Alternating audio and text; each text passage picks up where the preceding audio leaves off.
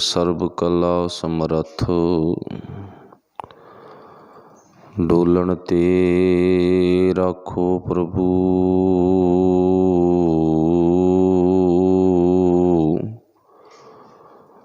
नानक दे कर हथ। धन वाहिगुरु साहिब जीओ। सतगुर पारस परसिਐ, कंचन करे मनूर मलिना। सतगुर पारस परसिਐ, कंचन करे मनूर मलिना। सतगुर बावन चंदनो, सतगुर बावन चंदनो। बास सुबास करी लखीना। सतगुर पूरा पार जात,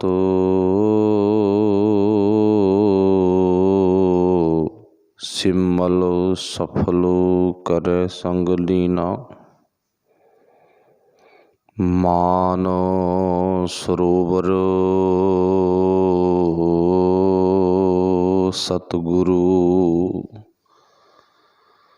कागो हंस जलहो दुध पीना। गुर तीरथ दरियाओ है, पशु परेत करे परवीणा।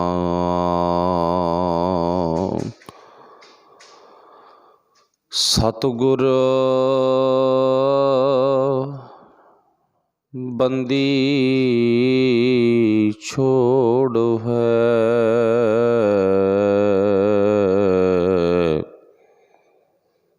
जीवन मुक्त करे ओडीना। सतगुर बंदी छोड़ है, जीवन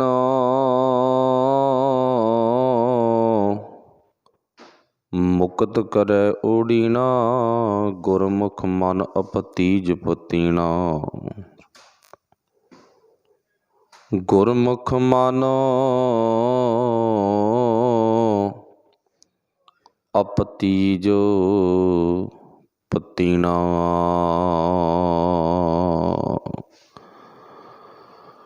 शब्द गुरु साहिब श्री गुरु ग्रंथ साहिब महाराज सच्चे पातशाह जी दी पावन ते पवित्र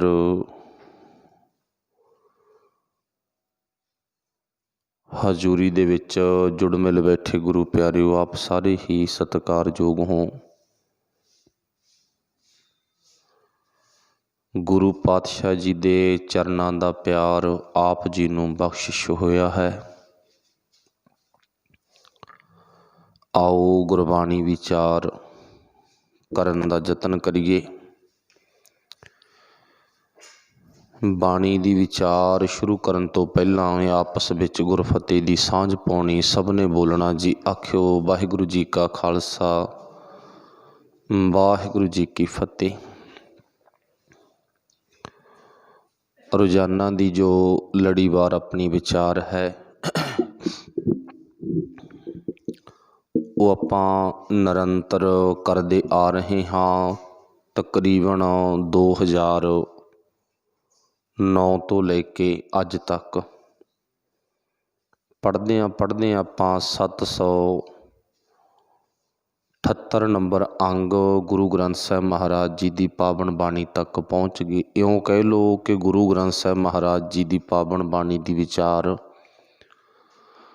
2009 तो लेके तकरीबन 11-12 सालों के विच आपां अद्धी कीती आ ते अद्धी विचार अपनी, अद्धी गुरु ग्रंथ साहिब जी की पावन बाणी अपनी अजे बाकी पई आ।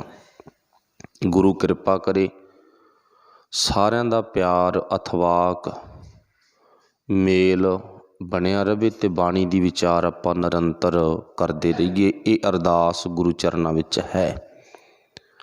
ਸੋ ਅੱਜ ਸੰਗਤ ਦੀ ਵਿਚਾਰ ਸੀ ਕਿ ਬੰਦੀ ਛੋੜ ਜੋ ਦਿਹਾੜਾ ਹੈ ਉਹਦੇ ਸੰਬੰਧ ਵਿੱਚ ਵਿਚਾਰ ਕੀਤੀ ਜਾਵੇ ਤੇ ਗੁਰੂ ਤੋਂ ਆਪਾਂ ਪੁੱਛਾਂਗੇ ਕਿ ਗੁਰਬਾਣੀ ਗੁਰਮਤਿ ਦਾ ਜੋ ਸਾਡੀ ਜ਼ਿੰਦਗੀ ਦੇ ਵਿੱਚ ਫਲਸਫਾ ਹੈ ਉਹ ਬੰਦੀ ਛੋੜ ਨੂੰ ਕਿਹੜੀ ਨਜ਼ਰ ਦੇ ਨਾਲ ਵੇਖਦਾ ਹੈ।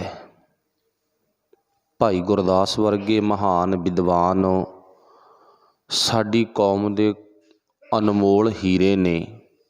ਉਹਨਾਂ ਹੀਰਿਆਂ ਨੂੰ ਆਪਾਂ ਉਹਨਾਂ ਦੀਆਂ ਪਾਵਨ ਵਿਚਾਰਾਂ ਦੇ ਵਿੱਚੋਂ ਪੁੱਛਣ ਦਾ ਯਤਨ ਕਰਾਂਗੇ। ਗੁਰੂ ਕਿਰਪਾ ਕਰੇ, ਮੇਰਾ ਮਾਲਕ ਸਾਨੂੰ ਸੁਮਤ ਬਖਸ਼ੇ। ਸੋ ਵਿਚਾਰ ਬੰਦੀ ਛੋੜ ਜੋ ਸ਼ਬਦ ਹੈ, ਲਫ਼ਜ਼ ਹੈ, ਇਹਦੇ ਸੰਬੰਧ ਵਿੱਚ ਭਾਈ ਗੁਰਦਾਸ ਨੇ ਵੀ ਲਿਖਿਆ ਕਿ ਮੇਰਾ ਸਤਿਗੁਰ ਆ ਨਾ ਜਿਹੜਾ, ਇਹ ਬੰਦੀ ਛੋੜ ਆ। ਮੇਰਾ ਸਤਿਗੁਰ, ਮੇਰਾ ਮਾਲਕ, ਇਹ ਕੌਣ ਹੈ? ਬੰਦੀ ਛੋੜ ਹੈ। ਸਤਿਗੁਰ ਬੰਦੀ ਛੋੜ ਹੈ, ਜੀਵਨ ਮੁਕਤ ਕਰੇ ਉਡੀਣਾ।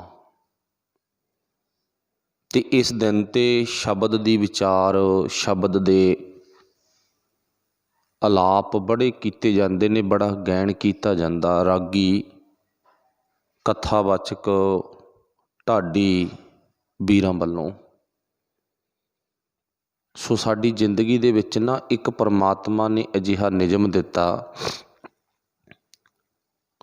ਗੁਰਮਤਿ ਦੀ ਜਦੋਂ ਆਪਾਂ ਐਨਕ ਰਾਹੀਂ ਵੇਖਦੇ ਹਾਂ ਨਾ, ਸਾਨੂੰ ਦੋ ਦਾਤਾਂ ਬਖਸ਼ਿਸ਼ ਕੀਤੀਆਂ ਪਰਮਾਤਮਾ ਨੇ ਹਰ ਇੱਕ ਜੀਵ ਨੂੰ। ਉਹ ਕਿਹੜੀਆਂ ਕਿਹੜੀਆਂ ਦਾਤਾਂ ਨੇ ਜਿਹੜੀਆਂ ਸਾਡੀ ਜ਼ਿੰਦਗੀ ਦੇ ਵਿੱਚ ਮੁੱਢਲੇ ਕਰਮ ਨੂੰ ਦਰਸਾਉਂਦੀਆਂ ਨੇ, ਦਿਖਾਉਂਦੀਆਂ ਨੇ। ਇੱਕ ਹੈ ਅਮਾਨ ਤੇ ਦੂਜਾ ਹੈ ਗੁਜਰਾਨ। ਗੁਜਰਾਨ ਤੋਂ ਭਾਵ ਰੋਜੀ, ਰੋਜੀ ਤੋਂ ਭਾਵ ਕਿਰਤ ਵੀ ਆ ਤੇ ਰੋਜੀ ਤੋਂ ਭਾਵ ਸਾਡੀ ਰੋਟੀ ਵੀ ਆ, ਸਾਡਾ ਖਾਣਾ, ਜਿਹੋ ਜਿਹਾ ਅਸੀਂ ਖਾਣਾ ਖਾਂਦੇ ਹਾਂ।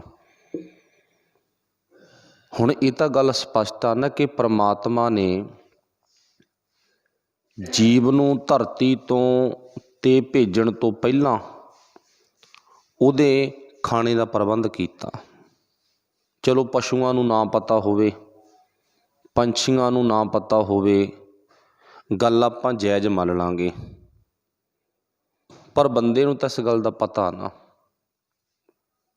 ਜਿਨ੍ਹਾਂ ਨੂੰ ਨਹੀਂ ਪਤਾ ਉਹਨਾਂ ਨੂੰ ਭਰੋਸਾ ਉਹ ਪਰਮਾਤਮਾ 'ਤੇ, ਜਿਹਨੂੰ ਪਤਾ ਉਹਨੂੰ ਭਰੋਸਾ ਨਹੀਂ ਹੈ। ਸਾਨੂੰ ਕੀ ਪਤਾ ਗਾ? ਸਾਨੂੰ ਇਹ ਪਤਾ ਗੁਰਬਾਣੀ ਵੀ ਦੱਸਦੀ ਹੈ ਤੇ ਸਾਡਾ ਜਿਹੜਾ ਦਿਮਾਗ ਆ, ਸਾਡਾ ਮਨ ਆ, ਉਹ ਵੀ ਸਾਨੂੰ ਕਦੇ ਕਦੇ ਉੱਥੇ ਲੈ ਜਾਂਦਾ ਗਾ ਵੀ ਜੀਵ ਨੂੰ ਧਰਤੀ ਦੇ ਤਖਤੇ 'ਤੇ ਭੇਜਣ ਤੋਂ ਪਹਿਲਾਂ ਪਰਮਾਤਮਾ ਨੇ ਉਹਦੇ ਰਿਜ਼ਕ ਦਾ ਪ੍ਰਬੰਧ ਕੀਤਾ, ਉਹਦੀ ਰੋਟੀ ਦਾ ਪ੍ਰਬੰਧ ਕੀਤਾ। ਇਹ ਤਾਂ ਗੱਲ ਸਪਸ਼ਟ ਆ ਵੀ ਰੋਟੀ ਦਾ ਪ੍ਰਬੰਧ ਕਰਨ ਵਾਲਾ ਪਰਮਾਤਮਾ ਆਪ ਆ। ਉਹ ਜੀਵ ਦੀ ਸਮਰੱਥਾ ਮੁਤਾਬਕ ਆ ਕਿਹੋ ਜਿਹੀ ਰੋਟੀ ਆ। ਰੋਜੀ ਦਾ ਪ੍ਰਬੰਧ ਉਹ ਵਾਹਿਗੁਰੂ ਪਰਮੇਸ਼ਰ ਨੇ ਆਪ ਕੀਤਾ। ਆਪਾਂ ਖੁਦ ਸੋਚ ਸਕਦੇ ਹਾਂ, ਘਰ ਦੇ ਵਿੱਚ ਲਾ ਲਓ ਆਪਣੇ ਲਵੇਰੇ ਪਸ਼ੂ ਆ, ਮੱਝਾਂ, ਗਾਵਾਂ, ਬੱਕਰੀਆਂ, ਜੋ ਵੀ ਪਸ਼ੂ ਨੇ, ਦੁਧਾਰੂ ਪਸ਼ੂ ਨੇ, ਜੀਵ ਹਜੇ ਅੱਪੜਿਆ ਨਹੀਂ, ਉਹਦੇ ਦੁੱਧ ਦਾ ਪ੍ਰਬੰਧ ਪਹਿਲਾਂ। ਬਹੁਤੇ ਅਜਿਹੇ ਜੀਵ ਨੇ ਜਿਹੜਿਆਂ ਦੇ ਆਂਡੇ ਦੇ ਛਿਲਕੇ ਵਿੱਚ ਖੁਰਾਕ ਪਾਈ ਆ ਉਹ ਪਰਮਾਤਮਾ ਨੇ। ਜੀਵ ਨੇ ਆਂਡੇ ਦੇ ਛਿਲਕੇ ਨੂੰ ਭਾਵ ਆਪ ਛਕਣਾ, ਜਨਮ ਤੋਂ ਬਾਅਦ ਉਹਦੇ ਖਾਣੇ ਦਾ ਪ੍ਰਬੰਧ ਪਹਿਲਾਂ। ਬਹੁਤੇ ਜੀਵ ਨੇ ਜਿਹੜੇ ਕਿ ਮਿੱਟੀ ਖਾ ਕੇ ਪਲਦੇ ਨੇ, ਭਾਵ ਉਹਨਾਂ ਦਾ ਖਾਣਾ ਮਿੱਟੀ, ਮਿੱਟੀ ਦਾ ਰੂਪ ਉਹ ਪਰਮਾਤਮਾ ਨੇ ਆਪ ਪੈਦਾ ਕੀਤਾ। ਪਰ ਬੰਦੇ ਨੂੰ ਇਸ ਗੱਲ ਦਾ ਪਤਾ ਸੀ। ਬੰਦੇ ਨੇ ਕੀ ਕੀਤਾ? ਬੰਦੇ ਨੇ ਉਹ ਪਰਮਾਤਮਾ 'ਤੇ ਭਰੋਸਾ ਨਾ ਰੱਖਦਿਆਂ ਹੋਇਆਂ ਨਾ ਕਿਰਤਮ ਨੂੰ ਮੰਨਣ ਦੀ ਬਜਾਏ ਕਿਰਤ ਨੂੰ ਮੰਨਣਾ ਸ਼ੁਰੂ ਕਰ ਦਿੱਤਾ। ਮਤਲਬ ਕਰਤੇ ਨੂੰ ਪੂਜਣ ਦੀ ਬਜਾਏ ਕਿਰਤ ਨੂੰ ਵੱਡਾ ਮੰਨ ਲਿਆ। ਇਹ ਬੰਦੇ ਦਾ ਅੰਦਰ ਦਾ ਇੱਕ ਬਹੁਤ ਵੱਡਾ ਭੁਲੇਖਾ ਪੈ ਗਿਆ। ਮਤਲਬ ਪਰਮਾਤਮਾ ਨੇ ਸਾਨੂੰ ਨਿਯਮ ਕੀ ਦਿੱਤਾ ਵੀ ਪਹਿਲੋਂ ਦੇ ਤੈਂ ਰਿਜ਼ਕ ਸੰਭਾਹਾ, ਪਿੱਛੋਂ ਦੇ ਤੈਂ ਜੰਤ ਉਮਾਹਾ। ਪਹਿਲਾਂ ਉਹ ਪਰਮਾਤਮਾ ਨੇ ਰਿਜ਼ਕ ਭੇਜਿਆ, ਫਿਰ ਜੰਤ ਭੇਜਿਆ, ਜੀਵ ਭੇਜਿਆ। ਰੋਟੀ ਦਾ ਪ੍ਰਬੰਧ ਵਾਹਿਗੁਰੂ ਨੇ ਕੀਤਾ, ਪਰਮੇਸ਼ਰ ਨੇ, ਪਰਮਾਤਮਾ ਨੇ। ਤੇ ਜਿਹੜੀ ਅਮਾਨ ਦੀ ਗੱਲ ਸੀ ਉਹ ਬੰਦੇ ਨੇ ਖੁਦ ਕਮਾਉਣੀ ਸੀ। ਸ਼ਾਇਦ ਇਸੇ ਕਰਕੇ ਸਾਡੀ ਦੁਨੀਆ ਦੇ ਵਿੱਚ, ਸਾਡੇ ਸਮਾਜ ਦੇ ਵਿੱਚ, ਸਾਡੇ ਸੰਸਾਰ ਦੇ ਵਿੱਚ ਨਿਘਾਰ ਆਇਆ ਹੋਇਆ। ਸਾਡੀ ਹਾਲਤ ਆ ਜਿਹੜੀ ਉਹ ਪਤਲੀ ਆ ਵੀ ਜਿਹੜੀ ਗੱਲ ਸਾਡੇ ਪਿਤਾ ਨੇ, ਸਾਡੇ ਬਾਪ ਨੇ, ਸਾਡੇ ਪਰਮਾਤਮਾ ਨੇ, ਪਰਮੇਸ਼ਰ ਨੇ ਕਹੀ ਆ ਵੀ ਤੂੰ ਅਮਾਨ ਕਮਾਉਣਾ ਤੇ ਗੁਜਰਾਨ ਆਪਣੇ ਆਪ ਚੱਲੇਗਾ। ਹੁਣ ਅਮਾਨ ਹੈ ਨਹੀਂ ਤੇ ਸਾਡਾ ਗੁਜਰਾਨ ਵੀ ਖੜ ਗਿਆ। ਮਤਲਬ ਅਸੀਂ ਆਪਣੀ ਜ਼ਿੰਦਗੀ ਦੇ ਵਿੱਚ ਜੋ ਵਾਹਿਗੁਰੂ ਨੇ ਸਾਨੂੰ ਦਾਤ ਬਖਸ਼ਿਸ਼ ਕੀਤੀ ਅਮਾਨ ਵਾਲੀ, ਉਹਨੂੰ ਛੱਡ ਦਿੱਤਾ। ਤੇ ਜੋ ਸਾਡੀ ਜ਼ਿੰਦਗੀ ਦੇ ਵਿੱਚ ਰਿਜ਼ਕ ਦੀ ਗੱਲ ਸੀ ਉਹਦੇ ਮਗਰ ਪੂਰੀ ਦੁਨੀਆ ਪਏਗੀ। ਹੁਣ ਮੰਨ ਲਓ ਰਿਜ਼ਕ ਨੂੰ ਕਮਾਉਣ ਦੇ ਲਈ, ਰਿਜ਼ਕ ਇਕੱਠਾ ਕਰਨ ਦੇ ਲਈ, ਰਿਜ਼ਕ ਨੂੰ ਇਕੱਤਰ ਕਰਨ ਦੇ ਲਈ ਬੰਦੇ ਨੂੰ ਫਿਰ ਮਾਇਆ ਦੀ ਲੋੜ ਆ। ਤੇ ਮਾਇਆ ਦੀ ਗਲਤਾਨ ਵਿੱਚ ਇੰਨਾ ਫਸ ਗਿਆ। ਤੇ ਜੋ ਦੀਵਾਲੀ ਦਾ ਦਿਨ ਹੈਗਾ, ਦੀਵਾਲੀ ਦਾ ਦੂਜਾ ਰੂਪ ਮਾਇਆ ਦੀ ਪੂਜਾ। ਗੱਲ ਕਿੱਥੇ ਪਹੁੰਚ ਗਈ? ਆਪਾਂ ਬੰਦੀ ਛੋੜ ਤੱਕ ਪਹੁੰਚਣਾ। ਹੁਣ ਬੰਦੀ ਛੋੜ ਦਾ ਜਿਹੜਾ ਸੰਬੰਧ ਹੈਗਾ ਉਹ ਕੇਵਲ ਗੁਰੂ ਹਰਗੋਬਿੰਦ ਸਾਹਿਬ ਮਹਾਰਾਜ ਜੀ ਦੇ ਜੀਵਨ ਨਾਲ ਅਸੀਂ ਮੇਲ ਲਿਆ ਗਾ। ਅਸੀਂ ਸਾਡਾ ਇਤਿਹਾਸ ਭਾਈ ਗੁਰਦਾਸ ਦੀਆਂ 12 ਚਲੋ ਸਾਨੂੰ ਇਸ਼ਾਰਾ ਕਰ ਰਹੀਆਂ ਨੇ, ਪਰ ਉਹਦੇ ਵਿੱਚੋਂ ਅਸੀਂ ਸਿੱਖਿਆ ਜਾਂ ਸਮਝ ਕੁਛ ਪ੍ਰਾਪਤ ਨਹੀਂ ਕੀਤੀ। ਵੱਡੇ ਭਾਗਾਂ ਵਾਲੇ ਉਹ ਸੈਂਕੜਿਆਂ ਹਜ਼ਾਰਾਂ ਦੇ ਵਿੱਚੋਂ ਲੋਕ ਨੇ ਜਿਨ੍ਹਾਂ ਨੇ ਇਸ ਗੱਲ ਨੂੰ ਸਮਝਿਆ। ਜਿਨ੍ਹਾਂ ਨੇ ਨਹੀਂ ਸਮਝਿਆ ਉਹ ਆਪਾਂ ਨੂੰ ਪਤਾ ਅਜੇ ਵੀ ਮਾਇਆ ਦੀ ਪੂਜਾ ਵਿੱਚ ਲੱਗੇ ਹੋਏ ਨੇ। ਇਹ ਦਿਨ ਕੀ ਸੀ? ਮਤਲਬ ਵਪਾਰੀ ਲੋਕ, ਦੁਕਾਨਦਾਰ ਲੋਕ, ਆੜ੍ਹਤੀਏ ਲੋਕ ਆਪਣਾ ਪਿਛਲਾ ਹਿਸਾਬ ਕਿਤਾਬ ਕਲੀਅਰ ਕਰਕੇ ਮੁਕਾ ਕੇ ਨਵੀਆਂ ਵਹੀਆਂ ਵਗੈਰਾ ਲਾ ਲੈਂਦੇ ਸਨ। ਲੇਜ਼ਰ ਬੁੱਕਾਂ ਨਵੀਆਂ ਲਾ ਲੈਂਦੇ ਸਨ। ਮਤਲਬ ਕਹਿਣ ਤੋਂ ਭਾਵ ਇਸ ਦਿਨ ਥੋੜ੍ਹੀ ਜਿਹੀ ਸਾਲ ਬਾਅਦ ਤਬਦੀਲੀ ਆਉਂਦੀ ਸੀ। ਤੇ ਦੂਜੀ ਗੱਲ ਭਾਵ ਇਹ ਮੌਸਮ ਦੇ ਨਾਲ ਜੁੜੀ ਹੋਈ ਇੱਕ ਰੀਤ ਹੈ। ਤੇ ਫਿਰ ਬੰਦੀ ਛੋੜ ਦਿਵਸ ਨਾਲ ਕਿਵੇਂ ਜੁੜ ਗਈ ਇਹ ਵੇਖਣੀ ਆ। ਕਿਉਂਕਿ ਜਿਹਨੇ ਖਰਾਬੀ ਕਰਨੀ ਹੋਵੇ ਨਾ ਉਹਦਾ ਦਿਮਾਗ ਦੂਜਿਆਂ ਨਾਲੋਂ ਜ਼ਿਆਦਾ ਸਾਤਰ ਹੁੰਦਾ ਗਾ। ਜਿਹਨੇ ਗਲਤ ਕੰਮ ਕਰਨਾ ਹੋਵੇ, ਮੰਨ ਲਓ ਇੱਕ ਬੰਦਾ ਉਹ ਆ ਜਿਹੜਾ ਆਪਣੇ ਘਰ ਦੇ ਵਿੱਚ ਬੇਫਿਕਰ ਹੋ ਕੇ ਸੁੱਤਾ ਪਿਆ, ਤੇ ਦੂਜਾ ਬੰਦਾ ਉਹ ਆ ਜਿਹਨੇ ਚੋਰੀ ਕਰਨੀ ਆ। ਤੇ ਚੋਰ ਆ ਜਿਹੜਾ ਉਹ ਸੌਂਦਾ ਵੀ ਨਹੀਂ ਤੇ ਉਹ ਵਿਉਂਤਾਂ ਵੀ ਬਹੁਤ ਜ਼ਿਆਦਾ ਘੜਦਾ ਗਾ। ਬੇਫਿਕਰ ਬੰਦੇ ਨੇ, ਸੁੱਤੇ ਪਏ ਬੰਦੇ ਨੇ ਵੇਖ ਲਿਆ ਵੀ ਜਿੰਦਰੇ ਲੱਗ ਗਏ, ਕੰਧਾਂ ਬੜੀਆਂ ਉੱਚੀਆਂ ਨੇ, ਕਿਸੇ ਪਾਸੇ ਦੀ ਕੋਈ ਵੀ ਦਿੱਕਤ ਨਹੀਂ ਹੈ, ਪਰ ਜਿਹਨੇ ਚੋਰੀ ਕਰਨੀ ਆ ਉਹਨੇ ਪ੍ਰਬੰਧ ਕਰ ਲਿਆ, ਉਹਨੇ ਆਪਣਾ ਹੱਲ ਕੱਢ ਲਿਆ ਭਾਈ।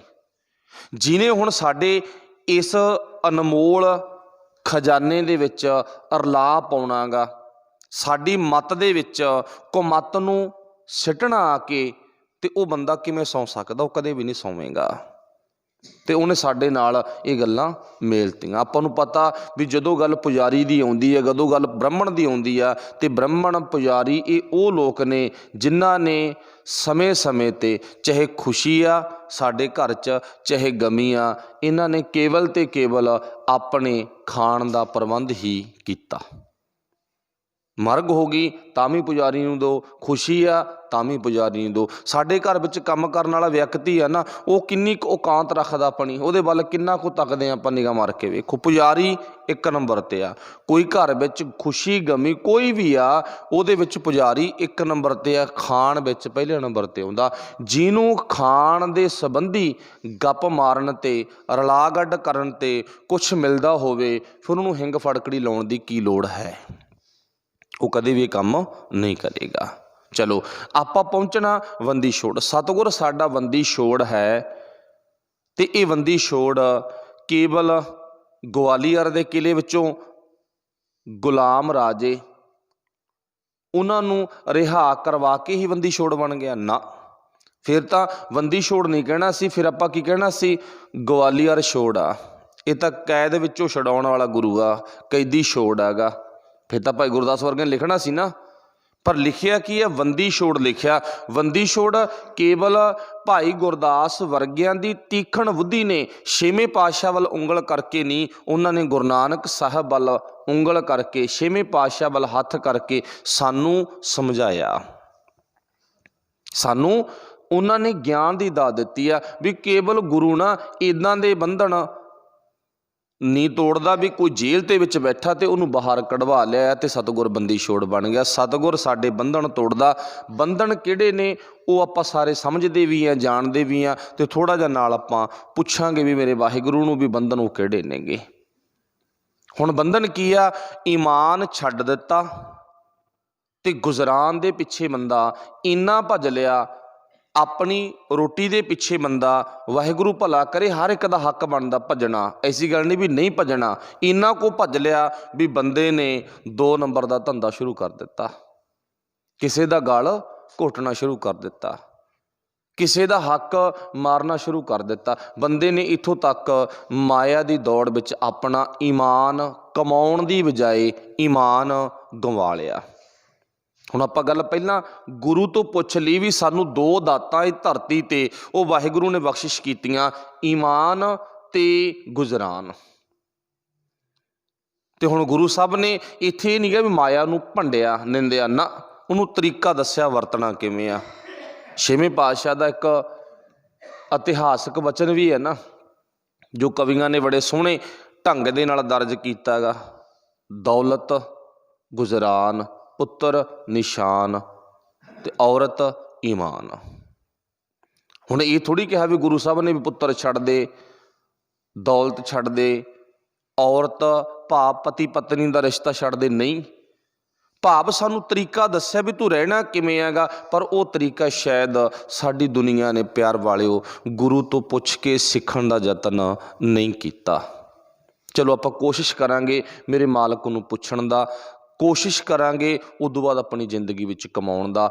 ਈਮਾਨ ਅਸੀਂ ਕਮਾਈਏ, ਈਮਾਨ ਦੇ ਨਾਲ ਜੁੜ ਗਏ, ਈਮਾਨ ਦੀ ਦਾਤ ਪ੍ਰਾਪਤ ਕੀਤੀ ਆ ਤੇ ਉਹ ਈਮਾਨ ਦੇ ਵਿੱਚ ਖਰੇ ਉਤਰ ਗਏ ਤੇ ਗੁਰੂ ਨੇ ਸਾਡੇ ਗੁਜ਼ਰਾਨ ਵਿੱਚ ਕਿਸੇ ਤਰ੍ਹਾਂ ਦਾ ਘਾਟਾ ਨਹੀਂ ਪੈਣ ਦੇਣਾ। ਖਾਵੇਂ ਖਰਚਾ ਰਲ ਮਿਲ ਭਾਈ ਤੋਟ ਨਾ ਆਵੇ, ਵੱਧ ਤੋਂ ਜਾਈ ਦੀ ਗੱਲ ਕੀਤੀ ਹੈ ਨਾ।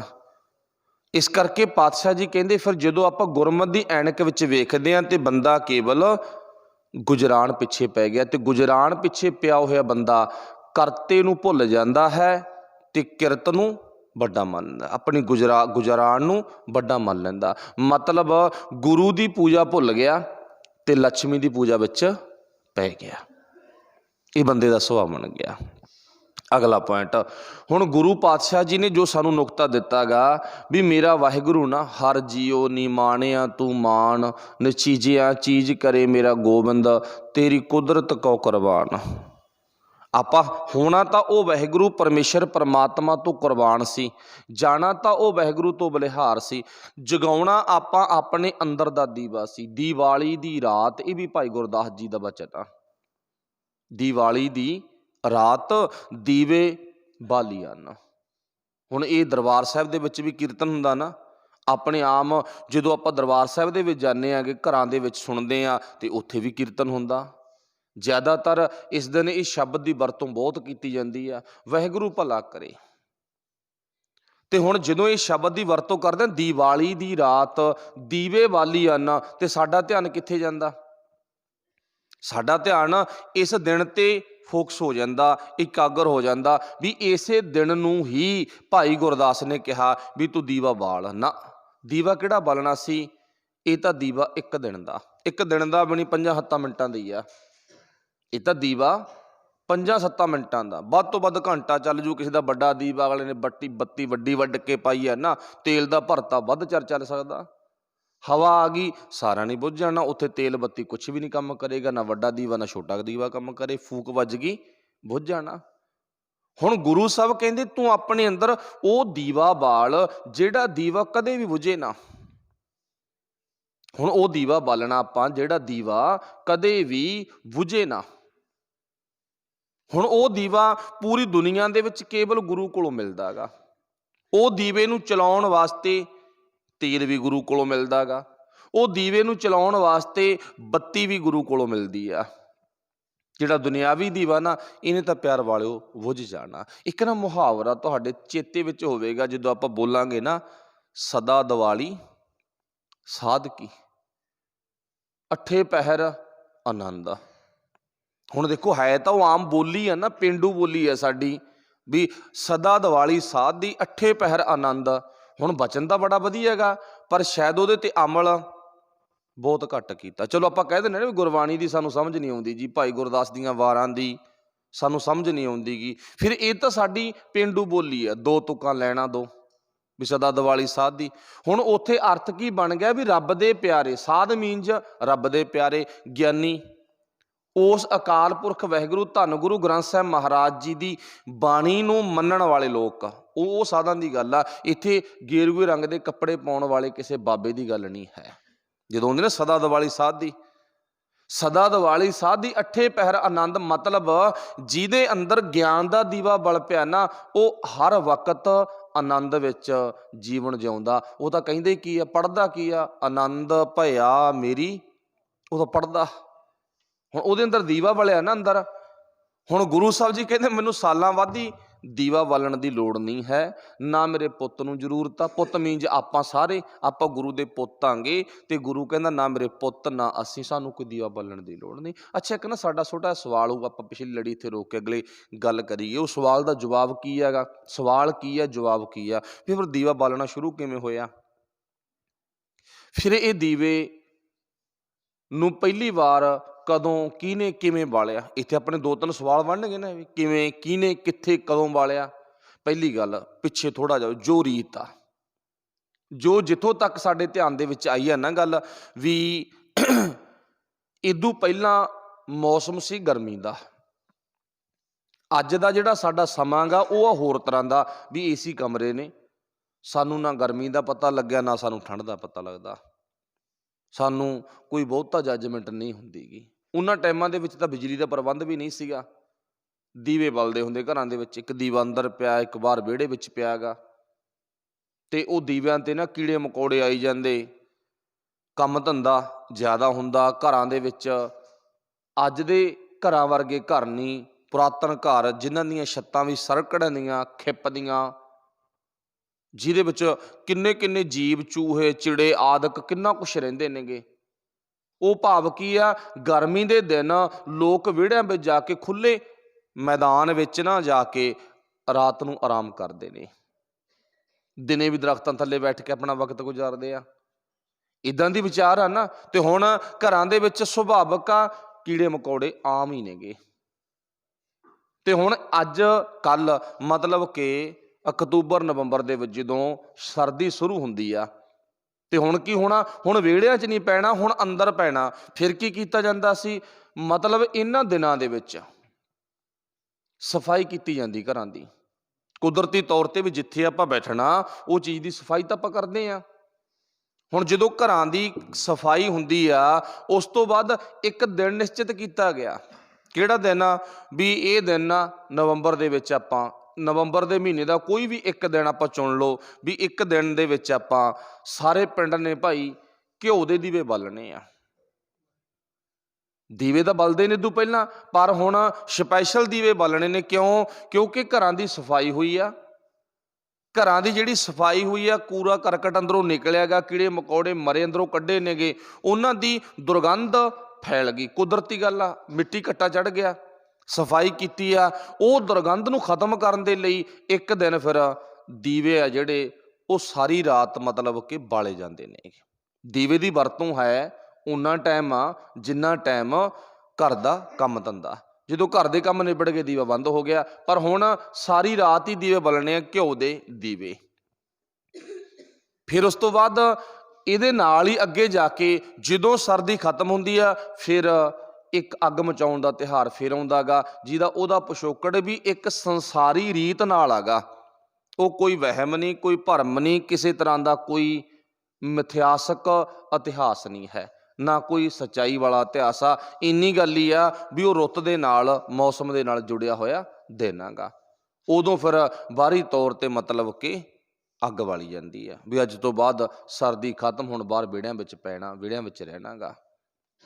ਇੱਥੋਂ ਨੰਬਰ 1 ਤੇ 2 ਨੰਬਰ 'ਤੇ ਤੁਹਾਡਾ ਸਵਾਲ ਸਾਰਿਆਂ ਦਾ ਹੋਵੇਗਾ, ਮੇਰੇ ਅੰਦਰ ਵੀ ਆ, ਤੁਹਾਡੇ ਅੰਦਰ ਵੀ ਆ, ਫਿਰ ਦਰਬਾਰ ਸਾਹਿਬ ਦੇ ਵਿੱਚ ਦੀਵੇ ਕਦੋਂ ਬਲਣੇ ਸ਼ੁਰੂ ਹੋ ਗਏ? ਹੁਣ ਮੰਨ ਲਓ ਵੀ ਜਿਹੜੇ ਦਿਨ ਵਿਸਾਖੀ ਦਾ ਦਿਨ, ਦੀਵਾਲੀ ਦਾ ਦਿਨ, ਇਹ ਮੇਨ ਆ ਗਏ, ਮਤਲਬ ਸਾਲ ਦੇ ਵਿੱਚ, ਇੱਕ ਸਾਲ ਦੇ ਵਿੱਚ ਨਾ ਇਹ ਮੇਨ ਦਿਨ ਆ ਗਏ ਵਿਸਾਖੀ ਦਾ, ਦੀਵਾਲੀ ਦਾ। ਦੀਵਾਲੀ ਮਤਲਬ ਬੰਦੀ ਛੋੜ ਜਿਹੜਾ ਆਪਾਂ ਨਾਲ ਦਿਨ ਮਿਲਿਆ ਵਿਆ ਹੈਗਾ। ਹੁਣ ਕੀ ਹੈ, ਜਿਹੜਾ ਇਹ ਦਿਨ ਹੈਗਾ ਦੀਵਾਲੀ ਦਾ, ਇਹਨਾਂ ਦਿਨਾਂ ਦੀ ਵਰਤੋਂ ਜਿਹੜੇ ਗੁਰੂ ਦੇ ਸਿੱਖ ਸੀ ਨਾ, ਉਹ ਗੁਰਮਤਿ ਕਰਦੇ ਹੁੰਦੇ ਸੀ। ਇਹਨਾਂ ਦਿਨਾਂ ਦੇ ਨੇੜੇ ਤੇੜੇ ਤਾਂ ਨਾ ਸਾਡੇ ਇਤਿਹਾਸ ਦਾ ਘਾਣ ਵੀ ਬੜਾ ਹੋਇਆ ਗਾ। ਘਾਣ ਕਿਵੇਂ ਹੋਇਆ ਗਾ?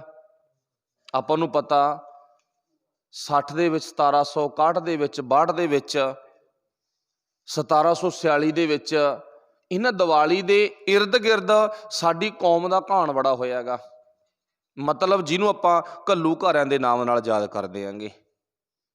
ਫਿਰ ਇਹਨਾਂ ਦਿਨਾਂ ਨੂੰ ਚੁਣਿਆ ਜਾਂਦਾ ਸੀ ਵੀ ਭਾਈ ਆਹ ਦਿਨ ਨਾ ਆਪਾਂ ਸਰਬੱਤ ਖਾਲਸਾ ਬੁਲਾਉਣਾ, ਮਤਲਬ ਸਾਰੀ ਜਿੱਥੇ ਜਿੱਥੇ ਸਿੱਖ ਕੌਮ ਦੇ ਲੋਕ ਵੱਸਦੇ ਆ ਨਾ ਦੁਨੀਆ ਦੇ ਵਿੱਚੋਂ, ਉਹਨਾਂ ਨੂੰ ਆਪਾਂ ਇੱਕ ਥਾਂ ਤੇ ਇਕੱਠੇ ਕਰਨਾ। ਉਹ ਇਕੱਠੇ ਕਿੱਥੇ ਕਰਨਾ? ਅਕਾਲ ਤਖਤ ਦੇ ਵਿਹੜੇ ਵਿੱਚ, ਅੰਮ੍ਰਿਤਸਰ ਸਾਹਿਬ ਵਿਖੇ। ਸਾਡਾ ਅਕਾਲ ਤਖਤ ਇੱਕ ਆ ਨਾ, ਇੱਕ ਝੰਡੇ ਥੱਲੇ। ਹੁਣ ਜਦੋਂ ਇਹ ਪਿੰਡਾਂ ਦੇ ਵਿੱਚ ਲੈਟਰ ਵਗ ਜਾਂਦੇ ਸਨ, ਸੁਨੇਹੇ ਵਗ ਜਾਂਦੇ ਸਨ ਵੀ ਆਪਾਂ ਅਕਾਲ ਤਖਤ ਸਾਹਿਬ ਵਿਖੇ ਇਕੱਠੇ ਹੋਣਾਗਾ, ਦਿਨ ਕਿਹੜਾ? ਉਹ ਅੱਜ ਵਾਂਗ ਡੈਰੀਆਂ ਨਹੀਂ, ਕੋਈ ਅੱਜ ਵਾਂਗ ਨਾ ਫੋਨ ਤੇ ਦਿਨ ਨਹੀਂ ਵੇਖਿਆ ਜਾਂਦਾ ਗਾ, ਕੋਈ ਅੱਜ ਵਾਂਗ ਮਸ਼ੀਨੀ ਯੁੱਗ ਨਹੀਂ ਹੈ।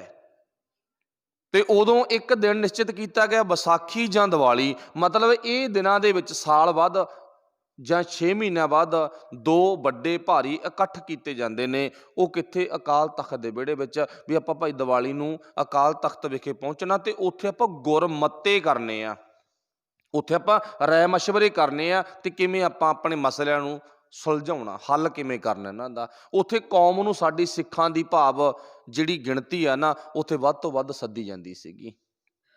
ਇਹ ਦਿਨ ਮਤਲਬ ਕਿ ਚੁਣੇ ਗਏ। ਅੱਛਾ, ਹੁਣ ਗੱਲ ਸੀ ਆਪਣੀ ਵੀ ਦਰਬਾਰ ਸਾਹਿਬ ਦੀਵਾ ਕਿਉਂ ਬਲਿਆ, ਮਤਲਬ ਉੱਥੇ ਇਹ ਦਿਨ ਤੇ ਦੀਪਮਾਲਾ ਜਾਂ ਘਿਓ ਦੇ ਦੀਵੇ ਕਿਉਂ ਬਾਲੇ। ਇੱਕ ਤਾਂ ਰੀਤ ਆਪਾਂ ਦੇਖ ਲਈ ਵੀ ਪੁਰਾਤਨ ਸਫਾਈ ਹੁੰਦੀ ਆ, ਸਫਾਈ ਹੋਣ ਕਰਨ ਤੋਂ ਬਾਅਦ ਅੰਦਰ ਦੀਵੇ ਬਾਲੇ ਜਾਂਦੇ ਨੇ ਦੁਰਗੰਧ ਨੂੰ ਸੁਗੰਧ ਵਿੱਚ ਤਬਦੀਲ ਕਰਨ ਦੇ ਲਈ। ਦੂਜਾ ਪ੍ਰਸ਼ਨ ਵੀ ਭਾਈ ਦੀਵਾਲੀ ਵਾਲੇ ਦਿਨ ਫਿਰ ਇਹ ਦਰਬਾਰ ਸਾਹਿਬ ਦੇ ਵਿੱਚ ਦੀਵੇ ਕਿਉਂ ਬਾਲੇ ਗਏ? ਹੁਣ ਉੱਥੇ ਇੱਕ ਸਾਜ਼ਿਸ਼ ਆ, ਨੀਤੀ ਆ। ਨੀਤੀ ਕੀ ਆ? ਆਪਾਂ ਨੂੰ ਪਤਾ ਵੀ ਸਾਡੇ ਜਿਹੜੇ ਗੁਰਦੁਆਰੇ ਆ ਨਾ, ਇਹਨਾਂ ਗੁਰਦੁਆਰਿਆਂ ਤੇ ਮਹੰਤਾਂ ਦਾ ਕਬਜ਼ਾ ਹੁੰਦਾ ਸੀ ਤੇ ਜਿਹੜੇ ਮਹੰਤ ਲੋਕ ਸਨ, ਨਿਰਮਲੇ ਵਗੈਰਾ ਮਹੰਤ ਸਨ ਨਾ, ਚਲੋ ਸਾਡਾ ਕੋਈ ਵੇਸ਼ ਨਹੀਂ ਹੈ ਵੀ ਆਪਾਂ ਉਹਨਾਂ ਨੂੰ ਨਿੰਦਣਾ ਭੰਡਣਾ, ਪਰ ਉਹਨਾਂ ਦਾ ਸੁਭਾਅ ਬਣ ਗਿਆ ਸੀ ਵਿਚਾਰਾਂ ਦਾ। ਸੁਭਾਅ ਕੀ ਬਣ ਗਿਆ ਸੀ? ਜਿਵੇਂ ਹੁਣ ਮੰਨ ਲਓ ਵੀ ਨਨਕਾਣਾ ਸਾਹਿਬ ਮਹੰਤਾਂ ਦੇ ਕਬਜ਼ੇ ਤੋਂ ਛਡਾਉਣ ਦੇ ਲਈ ਕਿੰਨਾ ਕੁਛ ਕਰਨਾ ਪਿਆ, ਉਹ ਤੁਹਾਨੂੰ ਸਾਰਾ ਪਤਾ ਗਾ। ਜਿੱਥੇ ਜਿੱਥੇ ਹੋਰ ਵੀ ਮਹੰਤ ਸਨ, ਦਰਬਾਰ ਸਾਹਿਬ ਦੇ ਵਿੱਚ ਸਨ, ਕਿੰਨਾ ਕੁਛ ਕਰਨਾ ਪਿਆ। ਦਰਬਾਰ ਸਾਹਿਬ ਦੀਆਂ ਪ੍ਰਕਰਮਾਂ ਦੇ ਵਿੱਚ ਨਾ, ਸਰੋਵਰ ਦੀਆਂ ਪ੍ਰਕਰਮਾਂ ਦੇ ਵਿੱਚ ਜਿੱਥੇ ਆਪਾਂ ਗੇੜਾ ਖਾਂਦੇ ਆ, ਤੇ ਇੱਥੇ ਵੀ ਨਾ ਦੇਵੀ ਦੇਵਤਿਆਂ ਦੀਆਂ ਮੂਰਤਾਂ ਅਣਗਿਣਤ ਸਨ। ਕਿਹਨੇ ਸਥਾਪਿਤ ਕੀਤੀਆਂ? ਮਹੰਤਾਂ ਨੇ। ਤੇ ਮਹੰਤਾਂ ਨੂੰ ਥਾਪਦਾ ਕੌਣ ਹੁੰਦਾ ਸੀਗਾ? ਮੌਕੇ ਦੀ ਸਰਕਾਰ। ਵੈਸੇ ਤਾਂ ਅੱਜ ਵੀ ਉਹੀ ਸਿਸਟਮ ਹੋ ਗਿਆ, ਕੋਈ ਬੜਾ ਫਰਕ ਨਹੀਂ ਹੈ। ਤੇ ਹੁਣ ਜਿਹੜੇ ਉਹ ਮਹੰਤ ਸਨ, ਉਹ ਚਮਚਾਗਿਰੀ ਕਰਦੇ ਸੀ ਸਰਕਾਰ ਦੀ, ਤੇ ਹੁਣ ਜਿਵੇਂ ਸਰਕਾਰ ਕਹਿੰਦੀ ਸੀ ਉਵੇਂ ਉਹਨਾਂ ਨੂੰ ਕਰਨਾ ਪੈਂਦਾ ਸੀਗਾ।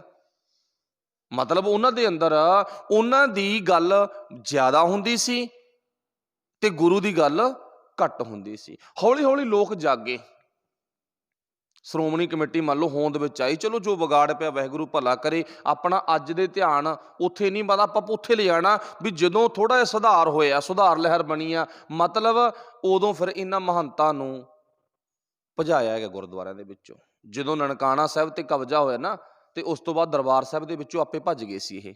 ਮੰਨ ਲਓ ਵੀ ਆਪਣਾ ਧਿਆਨ ਕਿੱਥੇ ਸੀ, ਆਪਣੀ ਗੱਲਬਾਤ ਕਿੱਥੇ ਚੱਲਦੀ ਸੀ ਵੀ ਜਦੋਂ ਦਰਬਾਰ ਸਾਹਿਬ ਦੇ ਵਿੱਚ ਦੀਵਾਲੀ ਵਾਲੇ ਦਿਨ ਦੀਵਾ ਬਲਿਆ, ਇਹਦੇ ਬਲਣ ਦਾ ਕਾਰਨ ਕੀ ਬਣਿਆ?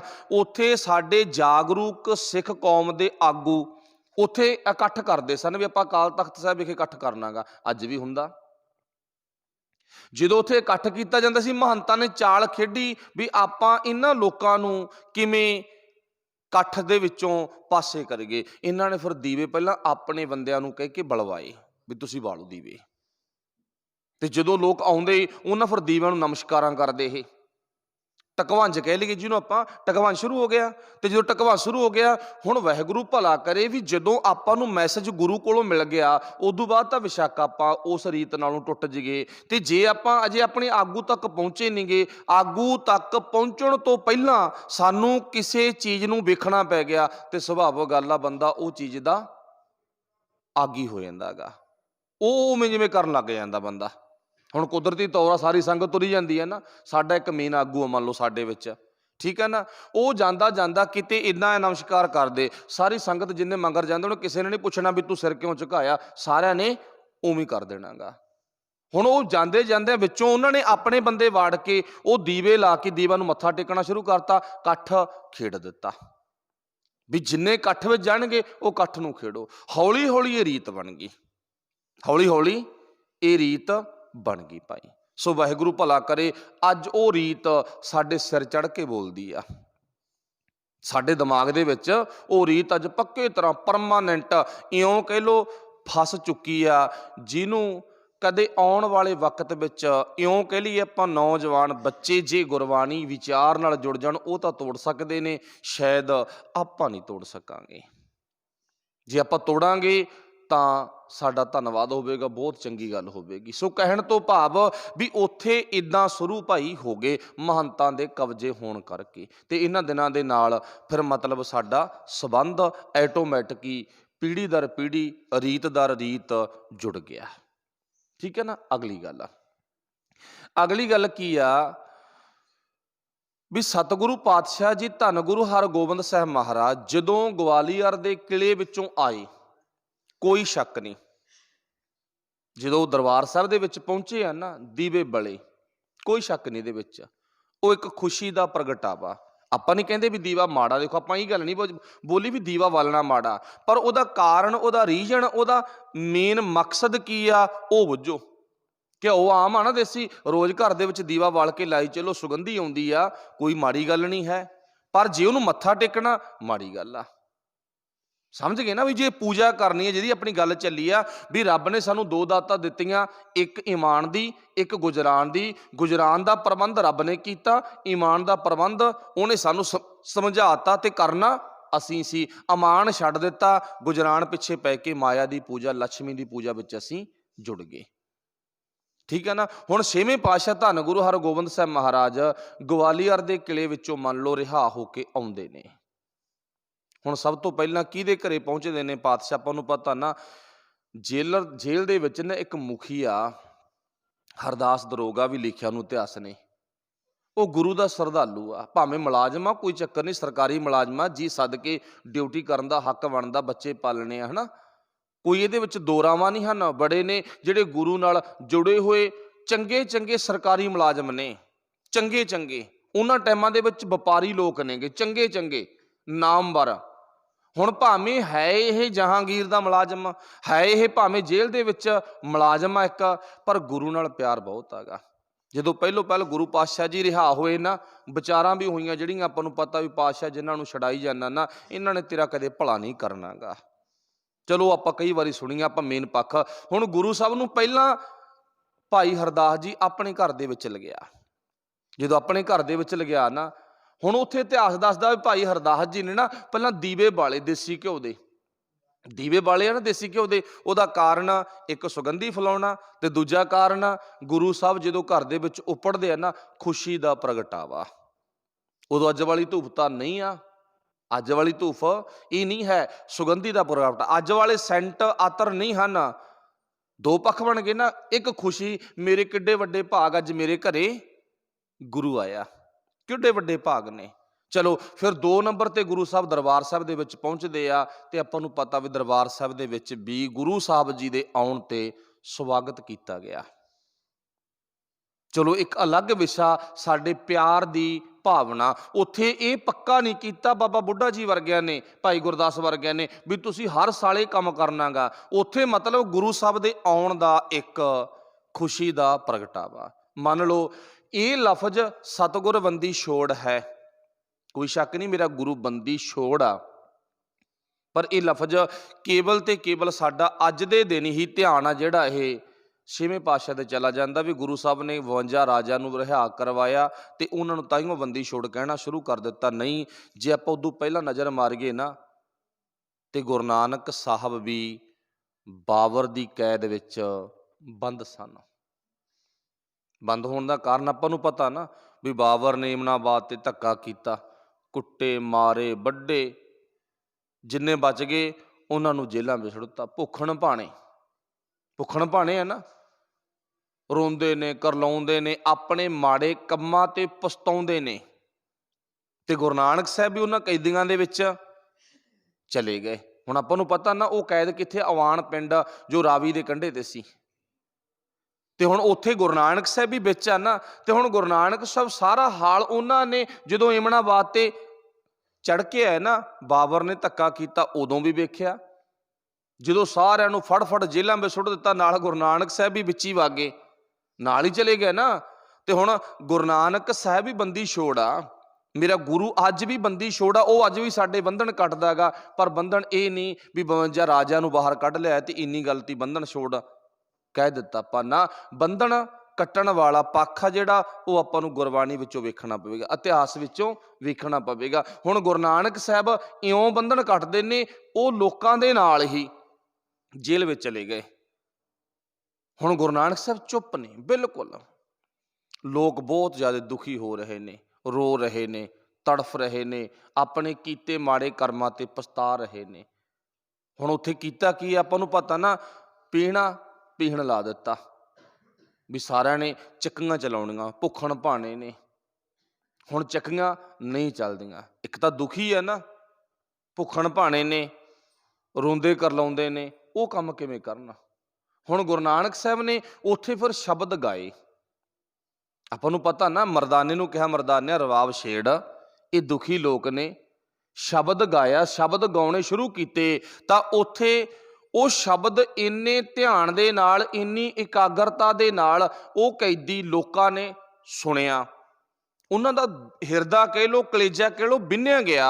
ते जदों ध्यान दे नाल सुनिया ना ते उन्हां नूं पता ही नहीं लग्गियागा जिहड़ा काम बाबर ने कहा सी ਚੱਕੀਆਂ चलाउण वाला, जिहड़ी गल नूं ना आपां हुण तक पढ़दे सुणदे आ रहे हैं भी ਚੱਕੀਆਂ अपने आप चल पईआं।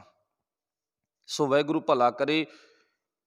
सिख की वैसे सोच आ जिहड़ी बहुत पारखू हुंदी आ, ते पारखू सोच वाला कदे धोखा नहीं खांदा। पारखू सोच उन्हां दी हुंदी आ ते जिहड़े लोग 101% गुरबाणी ते यकीन करन। दो गल्लां मिल गईयां ना, सिख की सोच पारखू, क्योंकि मेरे बापू की, मेरे मालक की सोच भी पारखू आ ना, वो भी परख करदा हर एक गल ते क्यों ते किवें आ, इस गल ते विचार करदा गा। ते सिख की भावना भी यही होनी चाहिदी आ। ये गल दी भावना उन्हां अंदर बनूगी जिन्हां दे अंदर गुरु की मत का थोड़ा बहुता दीवा बलिया। अवारी दीवा नहीं बालना, जिन्हां दे अंदर ज्ञान का दीवा बलिया। ज्ञान का दीवा बल पिया, फिर बंदा क्यों ते किवें दी गल करेगा। हुण गुरु नानक साहब की जिहड़ी बुद्धि है भी पारखू आ, साडी बुद्धि भी पारखू होनी चाहिए आ। असीं सुन लिया है कि ਚੱਕੀਆਂ आपे चल पईआं, आपां सुन लिया ना, बाबे नानक ने शब्द पढ़िया, वो बाबर की कैद विच ਚੱਕੀਆਂ आपे चल पईआं, असीं इस गल नूं मन लिया। वाहिगुरू भला करे, मनण विच कोई हर्ज नहीं। मैं नहीं कहता भी तुसीं मन्नो ना, मननी चाहिदी आ, पर परखे करनी चाहिदी भी ਚੱਕੀ ਚੱली किवें। कई बार ना आपां घर दे विच, खेत विच, अपनी सरकारी गैर सरकारी किते भी किसी काम दे विच लीन हो जाइए ना, मतलब साडा ध्यान गुर शब्द नाल जुड़ जे, गुरु अमृत बाणी नाल जुड़ जे, ते आपां काम करन लग जाइए नाल नाल, ते साडे मूंहों ना एक गल निकलदी हुंदी आ, लै 2 घंटिਆਂ विच ना आपां इन्ना काम करता, पता ही नहीं लग्या। आपां कहने पता ही नहीं लग्या। कोई मां भैन आ घर दे विच मान लो सहज पाठ, नितनेम जां वाहिगुरू दा सिमरन करदी आ, रसोई दा काम करदी आ, उहदा इन्ना काम दे विच जी लग्या होया गा, घंटे बाद ना काम करन तो बाद की कहंदे पता ही नहीं लग्या। कोई वीर है ना खेती करदा, जमीन बाउंदा, कुछ भी करदा, ਤੇ ਉਹਦਾ ਜੀ ਲੱਗ ਜੇ ਤੇ ਕੀ ਕਹਿੰਦਾ ਪਤਾ ਹੀ ਨਹੀਂ ਲੱਗਿਆ। ਤੇ ਜਿੱਥੇ ਜੀ ਨਾ ਲੱਗੇ ਉੱਥੇ ਘੰਟਾ ਤਾਂ ਛੱਡੋ 5 ਮਿੰਟਾਂ ਦਾ ਕੰਮ ਕਰਨਾ ਵੀ ਔਖਾ ਹੁੰਦਾ। ਜਿੱਥੇ ਅੰਦਰੋਂ ਬੰਦੇ ਦੀ ਇਕਾਗਰਤਾ ਨਾ ਬਣੇ, ਜਿੱਥੇ ਦੁਬਿਧਾ ਹੋਵੇ, ਮਜਬੂਰੀ ਹੋਵੇ, ਉੱਥੇ ਘੰਟਾ ਤਾਂ 2 ਘੰਟੇ 4 ਘੰਟੇ ਤਾਂ ਬਾਹਲੀ ਵੱਡੀ ਗੱਲ ਆ, ਉੱਥੇ 5 ਮਿੰਟ ਲੰਘਾਉਣੇ ਵੀ ਔਖੇ ਨੇ। ਹੁਣ ਬਾਬੇ ਨਾਨਕ ਨੇ ਉਹਨਾਂ ਕੈਦੀਆਂ ਦਾ ਇੰਨਾ ਜੀ ਲਵਾਤਾ ਤੇ ਉਹਨਾਂ ਨੂੰ ਇਉਂ ਪਤਾ ਹੀ ਲੱਗਣੋਂ ਹਟ ਗਿਆ ਵੀ ਚੱਕੀਆਂ ਚਲਾਉਣ ਦੀ ਸਾਡੀ ਡਿਊਟੀ ਸੀ।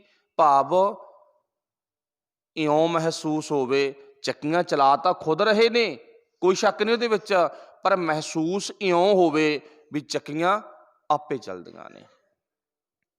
ਹੁਣ ਜੇਲ੍ਹ ਵਿੱਚ ਸੁੱਟਣ ਦਾ ਕਾਰਨ ਕੀ ਹੁੰਦਾ ਵੀ ਇੱਥੇ ਬੰਦਾ ਦੁਖੀ ਹੋਵੇ, ਰੋਵੇ, ਕਰਲਾਵੇ ਤੇ ਸਾਡੀਆਂ ਉਦੋਂ ਬਾਅਦ ਮਿੰਨਤਾਂ ਕਰੇ। ਹੁਣ ਜੇ ਤਾਂ ਬਾਬਾ ਨਾਨਕ ਵਿੱਚ ਨਾ ਹੁੰਦਾ ਫਿਰ ਤਾਂ ਉਹਨਾਂ ਲੋਕਾਂ ਨੇ 10 ਮਿੰਟਾਂ ਬਾਅਦ, 2 ਘੰਟਿਆਂ ਬਾਅਦ, 2 ਦਿਨਾਂ ਬਾਅਦ ਮਿੰਨਤਾਂ ਬਾਬਰ ਦੀਆਂ ਕਰਨੀਆਂ ਸ਼ੁਰੂ ਕਰ ਦੇਣੀਆਂ ਸੀ, ਸਾਨੂੰ ਛੱਡ ਦੇ, ਇਦੋਂ ਬਾਅਦ ਅਸੀਂ ਮਾੜੇ ਕੰਮ ਨਹੀਂ ਕਰਾਂਗੇ। ਹੁਣ ਜੇਲ੍ਹ ਵਿੱਚ ਬਾਬੇ ਨਾਨਕ ਨੇ ਅਜਿਹੀ ਇੰਜੈਕਸ਼ਨ ਲਾਈ, ਟੀਕਾ ਲਾਇਆ ਵੀ ਉਹਨਾਂ ਲੋਕਾਂ ਨੂੰ ਗੁਰਬਾਣੀ ਨਾਲ ਜੋੜ ਦਿੱਤਾ।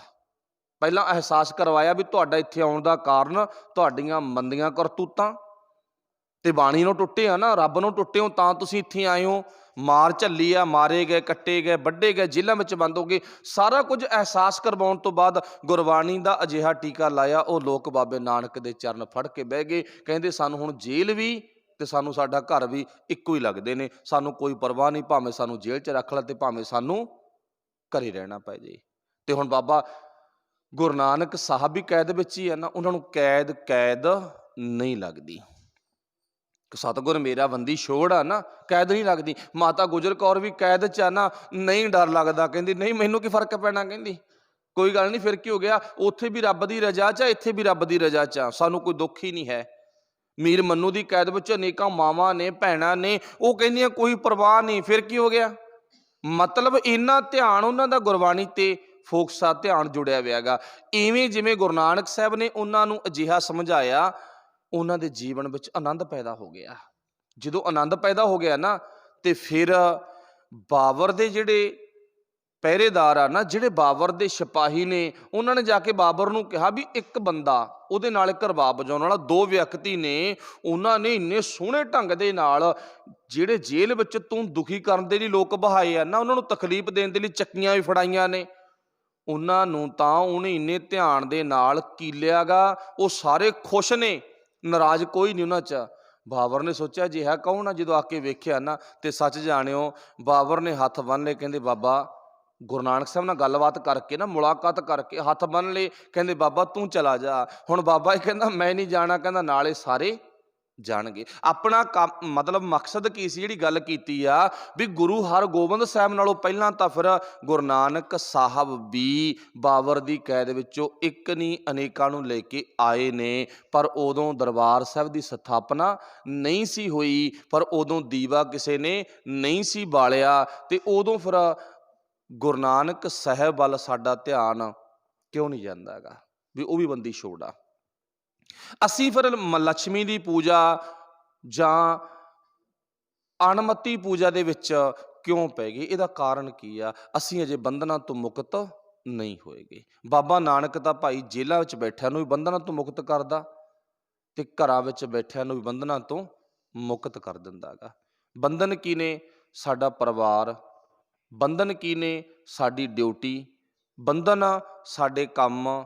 ਬੰਧਨ ਸਾਡੇ ਜਿੰਨੇ ਵੀ ਇਰਦ ਗਿਰਦ ਰਹਿਣ ਵਾਲੇ ਲੋਕ ਨੇ, ਸਾਡੇ ਲਈ ਸਭ ਕੁਛ ਬੰਧਨ ਨੇ। ਬੰਧਨ ਆ ਨਾ, ਪਰ ਇਹ ਬੰਧਨਾਂ ਤੋਂ ਮੁਕਤ ਕਿਵੇਂ ਹੋਵਾਂਗੇ? ਜਦੋਂ ਆਪਾਂ ਗੁਰੂ ਨਾਲ ਜੁੜ ਗਏ। ਜਦੋਂ ਆਪਾਂ ਗੁਰੂ ਨਾਲ ਜੁੜ ਗਏ ਨਾ, ਉਦੋਂ ਬੰਧਨਾਂ ਤੋਂ। ਕਈ ਵਾਰ ਪਰਿਵਾਰ ਦੇ ਵਿੱਚ ਰਹਿੰਦਾ ਉਹ ਬੰਦਾ ਦੁਖੀ ਹੋਇਆ, ਕਹਿੰਦਾ ਨਾ ਕਿੱਥੇ ਮੈਂ ਇਸ ਪਰਿਵਾਰ ਵਿੱਚ ਫਸ ਗਿਆ। ਆਪਣੀ ਡਿਊਟੀ ਤੇ ਹੀ ਬੰਦਾ ਕੀ ਕਹਿੰਦਾ, ਕਿੱਥੇ ਮੈਂ ਫਸ ਗਿਆ। ਜਿੱਦੇ ਮਿਲੀ ਨਹੀਂ ਸੀ ਨਾ ਉਹਦੇ ਮਿੰਨਤਾਂ ਕਰਦਾ ਸੀ, ਅੱਜ ਕਹਿੰਦਾ ਕਿੱਥੇ ਫਸ ਗਿਆ। ਡਿਊਟੀ ਵੀ ਬੰਧਨ ਬਣ ਗਈ। ਪਰ ਜਦੋਂ ਗੁਰੂ ਨਾਲ ਜੁੜ ਗਏ ਨਾ, ਫਿਰ ਗੁਰੂ ਸਾਨੂੰ ਅਨੇਕਾਂ ਹੀ ਬੰਧਨਾਂ ਤੋਂ ਭਾਈ ਮੁਕਤ ਕਰ ਦਿੰਦਾ ਹੈਗਾ। ਉਹ ਗੁਰੂ ਦਾ ਮੁਕਤ ਕਰਨ ਵਾਲਾ ਕਾਰਜ ਕੀ ਆ? ਸਾਡੇ ਅੰਦਰ ਉਹ ਗਿਆਨ ਦਾ ਦੀਵਾ ਬਾਲ ਦਿੰਦਾ ਹੈ। ਸਾਡੇ ਅੰਦਰ ਉਹ ਅਗਿਆਨਤਾ ਦੇ ਦੀਵੇ ਨੂੰ ਬੁਝਾ ਦਿੰਦਾ। ਉਹ ਤਾਂ ਬੁਝੇ ਵੀ ਆ ਤੇ ਗਿਆਨ ਦਾ ਦੀਵਾ ਬਾਲ ਦਿੰਦਾ ਹੈਗਾ। ਤਾਈਓ ਭਾਈ ਗੁਰਦਾਸ ਵਰਗਿਆਂ ਨੇ ਕਿਹਾ ਹੈਗਾ, ਸਤਿਗੁਰ ਬੰਦੀ ਛੋੜ ਹੈ। ਮੇਰਾ ਗੁਰੂ ਨਾ ਬੰਦੀ ਛੋੜ ਹੈ। ਫਿਰ ਕੀ ਹੈ? ਜੀਵਨ ਮੁਕਤ ਕਰੇ ਉਹ ਡੀਣਾ ਉਹ ਤਾਂ ਸਾਨੂੰ ਜੀਵਨ ਵਿੱਚ ਮੁਕਤੀ ਦੇ ਦਿੰਦਾ ਹੈ। ਫਿਰ ਤਾਂ ਗੁਰੂ ਤੇਗ ਬਹਾਦਰ ਮਹਾਰਾਜ ਜੀ ਉਹ ਵੀ ਇੱਕ ਦਿਨ ਭਾਈ ਕੈਦ ਵਿੱਚ ਜਾਂਦੇ ਵੀ ਆ ਤੇ ਰਿਹਾ ਹੋ ਕੇ ਬਾਹਰ ਵੀ ਆਉਂਦੇ ਆ। ਆਪਾਂ ਨੂੰ ਪਤਾ ਨਾ ਗੁਰੂ ਤੇਗ ਬਹਾਦਰ ਮਹਾਰਾਜ ਜੀ ਦੀ ਗ੍ਰਿਫਤਾਰੀ ਧਮਧਾਨ ਸਾਹਿਬ ਤੋਂ ਹੋਈ ਹੈਗੀ ਤੇ ਗੁਰੂ ਸਾਹਿਬ ਨੂੰ ਉੱਥੋਂ ਪਕੜ ਕੇ ਵੀ ਲਗਾਉਣ ਤੇ ਬਾਅਦ ਵਿੱਚ ਰਿਹਾ ਵੀ ਹੁੰਦੇ ਨੇ। ਫਿਰ ਉਦੋਂ ਇਹ ਸਿਸਟਮ ਅੱਜ ਵਾਲਾ ਕਿਉਂ ਨਹੀਂ ਸੀ ਕੀਤਾ ਗਿਆ? ਕੇਵਲ ਇਹ ਇੱਕ ਗੱਲ ਗੁਰੂ ਹਰਗੋਬਿੰਦ ਸਾਹਿਬ ਮਹਾਰਾਜ ਨਾਲ ਕਿਉਂ ਜੋੜੀ ਗਈ? ਜੋੜਨ ਦਾ ਕਾਰਨ ਉਹ ਆਪਾਂ ਪਹਿਲਾਂ ਸੁਣ ਲਿਆ। ਉਦੋਂ ਖੁਸ਼ੀ ਦਾ ਮੁੱਖ ਮਕਸਦ ਸੀ ਤੇ ਉਦੋਂ ਬਾਅਦ ਮਹੰਤਾਂ ਨੇ ਸਾਡੇ ਨਾਲ ਚਾਲ ਖੇਡੀ ਤੇ ਉਹ ਚਾਲ ਨੂੰ ਅਸੀਂ ਸਮਝ ਨਹੀਂ ਸਕੇਗੇ। ਅਸੀਂ ਉਸ ਅਨਮਤ ਪੂਜਾ ਵਿੱਚ ਲੱਗ ਗਏ ਹਾਂ, ਮਨਮਤੀ ਕਰਮ ਕਰਨ ਅਸੀਂ ਲੱਗ ਗਏ ਹਾਂ। ਇਸ ਦਿਨ ਤੇ ਵਿਸ਼ੇਸ਼ ਕਰਮ ਕਰਨੇ ਸ਼ੁਰੂ ਕਰ ਦਿੱਤੇ। ਘਰ ਦੀ ਸਫਾਈ ਕਰਨੀ ਕੋਈ ਗੁਨਾਹ ਨਹੀਂ, ਵੈਸੇ ਤਾਂ ਘਰ ਬਹੁਤ ਸਾਫ਼ ਨੇ, ਸਾਡੇ ਸੋਹਣੇ ਨੇ ਸਭ ਦੀ, ਚਲੋ ਫਿਰ ਵੀ ਕੋਈ ਗੁਨਾਹ ਨਹੀਂ ਹੈ। ਪਰ ਇਸ ਦਿਨ ਤਾਂ ਆਪਾਂ ਨੂੰ ਪਤਾ ਨਾ ਮੜੀਆਂ ਮਸਾਣਾ ਕਬਰਾਂ ਹੋਰ ਪਤਾ ਨਹੀਂ ਕਿੰਨੀ ਕੁ ਅਣਮੱਤੀ ਪੂਜਾ ਕੀਤੀ ਜਾਂਦੀ ਆ। ਬੰਦਾ ਇਸ ਦਿਨ ਤਾਂ ਮੰਦਰ ਮਸਜਿਦ ਗੁਰਦੁਆਰੇ ਵੀ ਸਪੈਸ਼ਲ ਤੌਰ 'ਤੇ ਦਾਨ ਕਰਦਾ, ਸਪੈਸ਼ਲ ਤੌਰ 'ਤੇ ਮਠਿਆਈ ਚੜਾਉਂਦਾ, ਸਪੈਸ਼ਲ ਤੌਰ 'ਤੇ ਭੋਜਨ ਚੜਾ ਕੇ ਆਉਂਦਾ ਗਾ। ਇਹ ਸਭ ਕੀ ਆ? ਬੰਧਨ ਆ। ਜੇ ਨਹੀਂ ਬੰਧਨ ਹੈ ਤਾਂ ਦੱਸ ਦਿਓ। ਬੰਧਨ ਹੀ ਹੈ ਨਾ।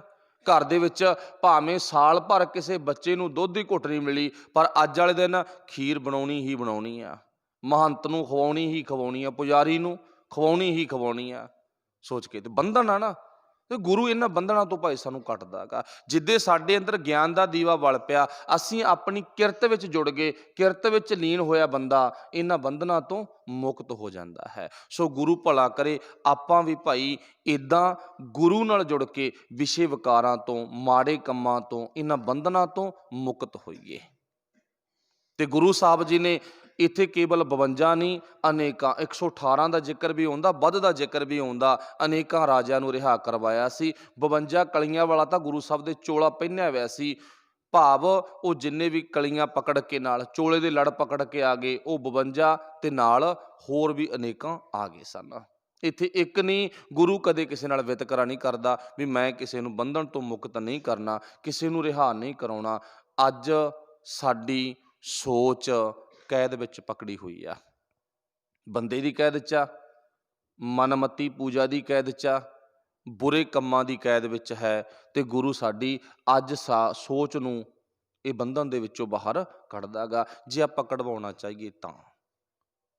ਦੀਵਾਲੀ ਦੀ ਰਾਤ ਦੀਵੇ ਬਾਲੀ ਹਨ ਦਾ ਅਰਥ ਕੀ ਆ? ਆਪਣੇ ਅੰਦਰ ਹਨੇਰੀ ਰਾਤ ਆ ਜਿਹੜੀ ਅਗਿਆਨਤਾ ਦੀ ਹਨੇਰੀ ਰਾਤ ਵਿੱਚ ਗਿਆਨ ਦਾ ਦੀਵਾ ਅਸੀਂ ਬਾਲਣਾ ਗਾ। ਆਪਣੀ ਅੰਦਰ ਅਗਿਆਨਤਾ ਦੀ ਹਨੇਰੀ ਰਾਤ ਵਿੱਚ, ਅਮਾਵਸ ਮੱਸਿਆ ਵਾਲੀ ਸਾਰੀ ਰਾਤ ਹਨੇਰੀ ਰਾਤ ਹੁੰਦੀ ਹੈ ਨਾ, ਤੇ ਇਹ ਦਿਨ ਮੱਸਿਆ ਵਾਲੇ ਦਿਨ ਦੇ ਨਾਲ ਜੁੜਿਆ ਹੋਇਆ ਹੈਗਾ, ਮੱਸਿਆ ਵਾਲੀ ਰਾਤ ਦੇ ਨਾਲ ਜੁੜਿਆ ਹੋਇਆ ਹੈਗਾ।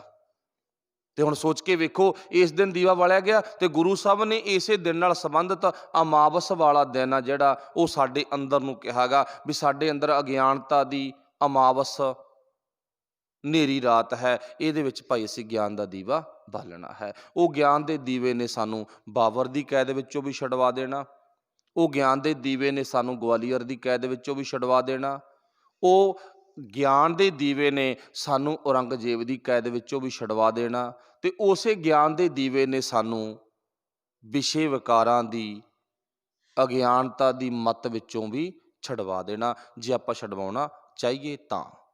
ਦੀਵਾਲੀ ਦੀ ਰਾਤ ਦੀਵੇ ਬਾਲੀ ਹਨ। ਦੀਵਾਲੀ ਦੀ ਰਾਤ ਸਾਡੇ ਅੰਦਰ ਨੂੰ ਕਿਹਾ ਤੇ ਦੀਵਾ ਗਿਆਨ ਦਾ ਬਾਲਣਾ ਹੈ। ਜਦੋਂ ਇਹ ਸ਼ਬਦ ਆਪਾਂ ਪੜ੍ਹਦੇ ਸੁਣਦੇ ਆ, ਸਾਡਾ ਕੇਵਲ ਤੇ ਕੇਵਲ ਜਿਹੜਾ ਧਿਆਨ ਆ ਉਹ ਇੱਥੇ ਆ ਕੇ ਜੁੜ ਜਾਂਦਾ।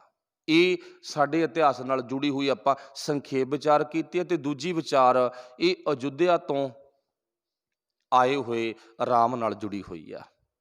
ਚਲੋ ਮੰਨ ਲਓ ਇੱਕ ਬੰਦਾ ਘਰੋਂ ਲੜ ਕੇ ਨਿਕਲ ਗਿਆ, ਉਹ ਪਿੰਡ ਦਾ ਮਸਲਾ ਥੋੜ੍ਹੀ ਆ ਨਾ, ਘਰ ਦਾ ਮਸਲਾ ਹੀ ਹੈ ਨਾ। ਉਹਦਾ ਘਰੋਂ ਲੜ ਕੇ ਗਿਆ ਤੇ ਘਰੇ ਵਾਪਸ ਆਉਣਾ, ਪਿੰਡ ਨੂੰ ਕੋਈ ਕਮੀ ਨਹੀਂ ਹੈ, ਲੜਕੇ ਵਗ ਗਿਆ ਕੋਈ ਘਾਟਾ ਨਹੀਂ, ਤੇ ਜੇ ਘਰੇ ਮੁੜਿਆ ਆ ਨਾ ਤੇ ਪਿੰਡ ਨੂੰ ਕੋਈ ਲਾਭ ਨਹੀਂ ਹੈ। ਰਾਮਚੰਦਰ ਘਰੋਂ ਲੜ ਕੇ ਜਾਂਦਾ, ਚਲੋ ਉਹਨਾਂ ਦਾ ਨਿੱਜੀ ਮਸਲਾ, ਕੁਰਸੀ ਦਾ ਮਸਲਾ ਗਾ, ਤੇ ਉਹ ਘਰੋਂ ਗਿਆ ਗਾ, ਉਹ ਪਿੰਡ ਨੂੰ ਜਾਂ ਸਮਾਜ ਨੂੰ ਕੋਈ ਵੀ ਫਰਕ ਨਹੀਂ ਪੈਂਦਾ, ਉਹਨਾਂ ਦੇ ਘਰ ਦਾ ਮਸਲਾ। ਤੇ ਜੇ 14 ਸਾਲਾਂ ਬਾਅਦ ਘਰੇ ਵਾਪਸ ਆਉਂਦਾ ਤਾਂ ਫਿਰ ਵੀ ਕੋਈ ਪਿੰਡ ਨੂੰ ਲਾਭ ਨਹੀਂ ਹੈ।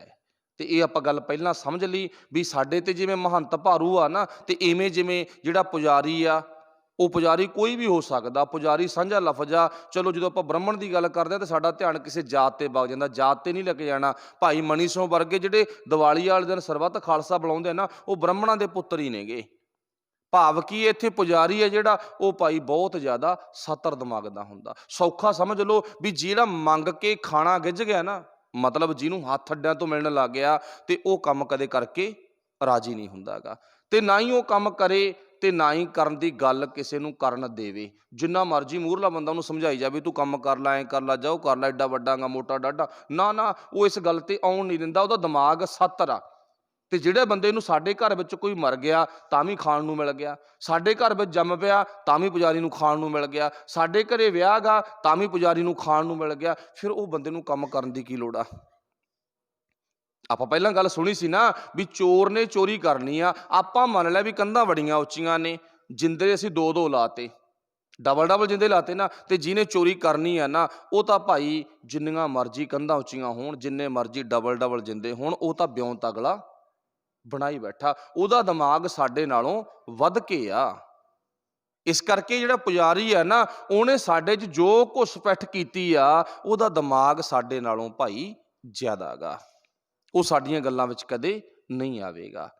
ਹੁਣ ਇੱਥੇ ਆਪਾਂ ਵਿਚਾਰ ਕੀ ਸੀ ਵੀ ਉਹ ਇੱਕ ਘਰ ਦਾ ਮਸਲਾ ਗਾ। ਚਲੋ ਠੀਕ ਆ ਵੀ ਆਉਣ ਵਾਲੇ ਟਾਈਮ ਦੇ ਵਿੱਚ ਨਾ ਕਿੱਥੇ ਗੱਲ ਜੁੜ ਗਈ, ਉਹ ਆਉਣ ਵਾਲੇ ਟਾਈਮ ਦੇ ਵਿੱਚ ਗੱਲ ਜੁੜ ਗਈ, ਉਹਨੂੰ ਧਰਮੀ ਮੰਨ ਲਿਆ ਸੀ, ਰਾਜੇ ਦੇ ਪੁੱਤ ਨੂੰ ਅਸੀਂ ਧਰਮੀ ਮੰਨ ਲਿਆ, ਉਹਨਾਂ ਦੇ ਘਰ ਦੇ ਮਸਲੇ ਨੂੰ ਅਸੀਂ ਸਮਾਜ ਦਾ ਮਸਲਾ ਬਣਾ ਲਿਆ, ਘਰ ਦੇ ਮਸਲੇ ਨੂੰ ਅਸੀਂ ਦੁਨੀਆ ਦਾ ਮਸਲਾ ਬਣਾ ਕੇ ਦੁਨੀਆ ਵਿੱਚ ਪੇਸ਼ ਕਰ ਦਿੱਤਾ। ਇਸ ਦਿਨ ਅਯੁੱਧਿਆ ਤੋਂ ਭਾਈ ਰਾਮ ਚੰਦਰ ਵਾਪਸ ਆਇਆ ਸੀ, ਤਾਂ ਕਰਕੇ ਲੋਕਾਂ ਨੇ ਦੀਵੇ ਬਾਲੇ। ਠੀਕ ਆ, ਉਹਦੇ ਘਰ ਦੇ ਪਰਿਵਾਰ ਦੇ ਮੈਂਬਰ ਦੀਵੇ ਬਾਲ ਸਕਦੇ ਆ।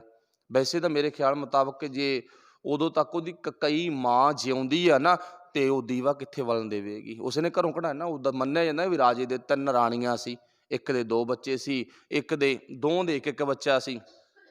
ਇੱਕ ਨੇ ਸੋਚਿਆ ਵੀ ਜੇ ਰਾਮ ਵੱਡਾ ਗਾ ਤੇ ਪਿਓ ਮਰ ਗਿਆ ਨਾ, ਤੇ ਇਹਨੂੰ ਗੱਦੀ ਮਿਲੂਗੀ, ਤੇ ਇਹਨੂੰ ਗੱਦੀ ਮਿਲਣ ਤੋਂ ਪਹਿਲਾਂ ਉਹਨੂੰ ਮੈਂ ਘਰੋਂ ਕਢਵਾ ਦਾਂ। ਹੁਣ ਉਹ ਮਾਂ ਘਰ 'ਚ ਹੀ ਆ ਨਾ, ਮਾਸੀ ਕਹਿ ਲਓ, ਚਾਚੀ ਕਹਿ ਲਓ, ਮਾਂ ਕਹਿ ਲਓ, ਘਰ 'ਚ ਹੀ ਆ ਨਾ, ਜਿਹੜੀ ਨੇ ਸੋਚ ਕੇ ਘਰੋਂ ਕਢਵਾਇਆ ਗਾ। ਤੇ ਜਿੱਦੇ ਘਰੇ ਵਾਪਸ ਮੁੜਿਆ ਹੋਊਗਾ, ਜੇ ਤਾਂ ਮਰ ਗਈ ਹੋਈ ਤਾਂ ਕਹਿਣਾ ਕੀ ਆ, ਜੇ ਨਾ ਮਰੀ ਹੋਈ ਤਾਂ ਉਹ ਦੀਵੇ ਥੋੜ੍ਹੀ ਵਲਣ ਦੇਊਗੀ। ਲੋਕਾਂ ਨੇ ਦੀਵੇ ਬਾਲ ਲਏ ਹੋਣਗੇ, ਉਹਨੇ ਨਹੀਂ ਵਲਣ ਦਿੱਤੇ ਹੋਣੇ ਅਗਲੀ ਨੇ, ਵੀ ਤਾਂ ਫਿਰ ਉੱਡਾ ਲੱਗ ਗਿਆ।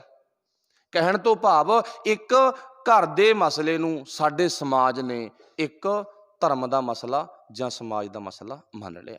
ਉਹਦੇ ਨਾਲ ਸਾਡੇ ਲੋਕਾਂ ਨੂੰ ਕੋਈ ਫਰਕ ਨਹੀਂ ਹੈ। ਉਹ ਆਪਣੀ ਮੱਤ ਆ ਵੀ ਅਸੀਂ ਉਸ ਮਸਲੇ ਨੂੰ ਮੰਨਣਾ ਜਾਂ ਨਹੀਂ ਮੰਨਣਾ। ਫਿਰ ਇਹ ਦੋਵੇਂ ਦਿਨ ਇਕੱਠੇ ਕਿਵੇਂ ਹੋਏ? ਪੁਜਾਰੀ ਦੀ ਚਾਲ ਆ।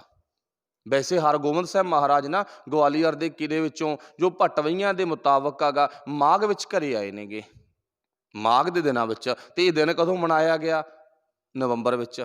ਅੱਜ ਕੱਲ੍ਹ ਮਤਲਬ ਕਿ ਜੋ ਚੱਲ ਰਿਹਾ ਹੈਗਾ ਕੱਤਾ ਜਾਂ ਮੱਘਰ, ਇਹਨਾਂ ਦਿਨਾਂ ਵਿੱਚ ਮਨਾਇਆ ਗਿਆ।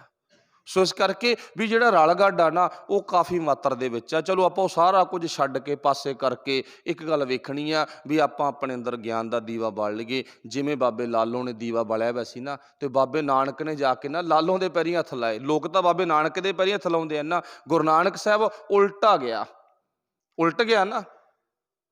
ਜੋ ਦਿਸੈ ਗੁਰ ਸਿਖੜਾ ਤਿਸ ਨਿਵ ਨਿਵ ਲਾਗੂ ਪਾਏ ਜੀਓ। ਭਾਵ ਉਹਨੂੰ ਜਾ ਕੇ ਫਤਿਹ ਬੁਲਾਈ, ਨਮਸਕਾਰ ਕੀਤੀ ਆ। ਉਹਨਾਂ ਦੇ ਅੰਦਰ ਦੀਵਾ ਬਲਦਾ ਸੀ, ਪਰਵਾਹ ਨਹੀਂ ਸੀ ਮੰਨੀ ਕਿਸੇ ਦੀ। ਕੋਈ ਕਿੰਨੇ ਵੀ ਮਤਲਬ ਕਿ ਆਪਣੇ ਦਮ ਤੇ ਹੈ।